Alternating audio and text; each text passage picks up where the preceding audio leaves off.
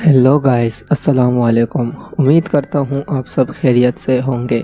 Guys, आज मैं आपके साथ इंडिया में हुए एक पुरस्कार वाक़ये को शेयर करूँगा। ये वाक़या इंडिया के जाने माने प्रोग्राम आहट की शूटिंग के दौरान पेश आया है। इस कहानी के एंड में एक ट्विस्ट भी है, तो वीडियो को एंड तक ज़रूर देखना। तो चलिए आपको ये कहानी शुरू से सुनाता हूँ।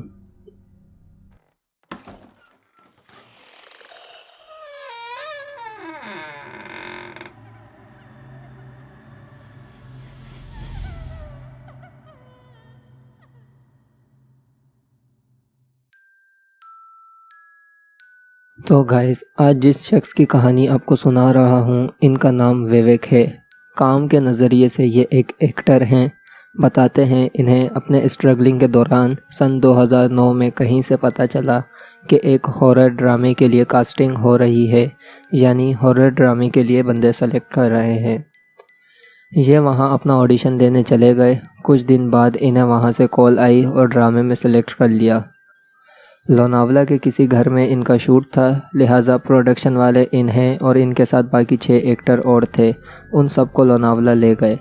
रात के वक्त ये सब वहाँ पहुँचे, एक होटल बुक किया और होटल जाके सबने खाना खाया। खाना खाने के बाद सब अपने अपने रूम में चले गए। विवेक कहते हैं कि मैं भी अपने रूम में गया। थोड़ा फ्रेश होकर मैं अपने रूम की खिड़की की तरफ खड़ा था कि इतने में किसी ने मेरा दरवाज़ा बजाया। मैंने जाके देखा तो कोई शख्स था जिसने कहा कि मुझे यहाँ आपके साथ रूम में शिफ्ट किया गया है।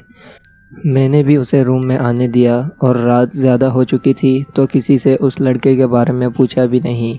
उससे थोड़ी बात करने पे पता चला कि उसका नाम रोहित है। थोड़ी बातें करके हम दोनों भी सो गए।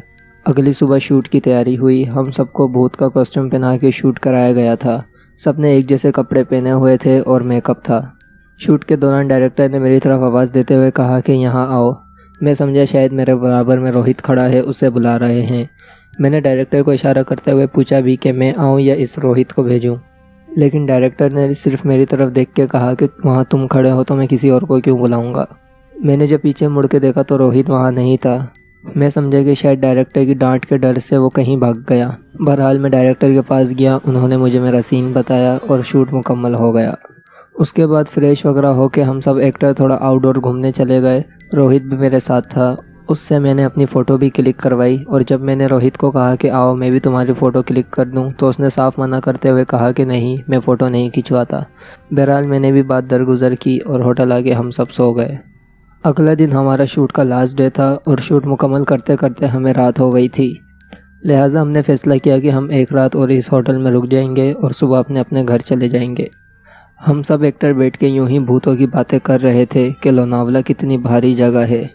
इन्हीं बातों के दौरान मैंने रोहित से कहा कि अब तो हम सब अपने अपने घर चले जाएंगे, तो तुम मुझे अपना नंबर दे दो। लेकिन उसने कहा कि मैं मोबाइल यूज़ नहीं करता और ना ही मेरे पास कोई मोबाइल फ़ोन है। मुझे उसकी हरकतों पे कुछ शक हो रहा था कि ये इतना अलग अलग सा क्यों रहता है। बहरहाल ज़्यादा ना सोचते हुए मैं अपने रूम में जाके सो गया। सुबह उठा तो रोहित बराबर में खड़ा मुझे ही देख रहा था। मैंने उससे कहा कि मुझे ऐसे क्यों देख रहे हो, तो उसने कुछ जवाब नहीं दिया। इतने में प्रोडक्शन वालों ने आवाज़ लगा दी कि नाश्ता कर लो और गाड़ी भी आ चुकी है। मैंने रोहित से कहा कि आ जाओ नाश्ता करने चलें, जिस पे उसने मुझे कहा कि मैं थोड़ा सामान पैक करके आ रहा हूँ। मैं नीचे चले गया और जब तक मैं नाश्ता कर रहा था रोहित नीचे नहीं आया था, और वैसे भी रोहित ने मेरे या बाकी किसी के साथ कभी कुछ नहीं खाया था।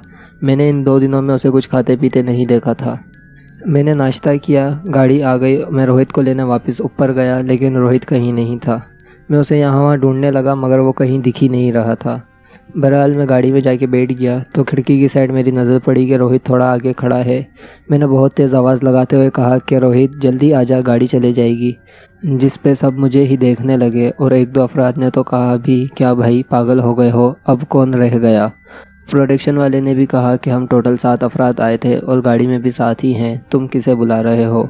मैंने बताया कि वो लड़का रोहित जो शूटिंग के दौरान भी हम सबके साथ था।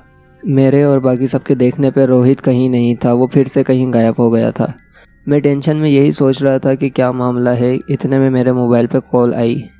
कॉल उठाने में पता चला कि कॉल होटल से आई है। होटल वाले कह रहे हैं कि सर आप अपने रूम में अपना चार्जर भूल गए हैं।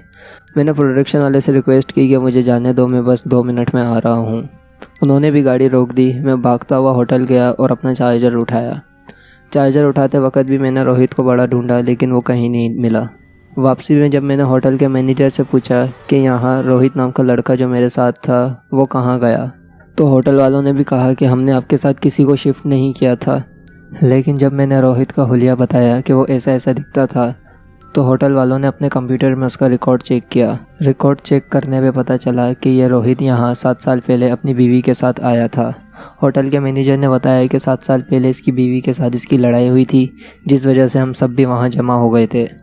इसकी बीवी इसे गुस्से में छोड़ के चली गई थी और जब हमने अगली सुबह जाके इसके रूम में देखा तो इसने खुद को फांसी दे दी थी। तब से हमने ये रूम बंद कर दिया था। 2 दिन पहले हमें मजबूरी में खोलना पड़ा कि जब आप सब 7 अफराद एक साथ आ गए।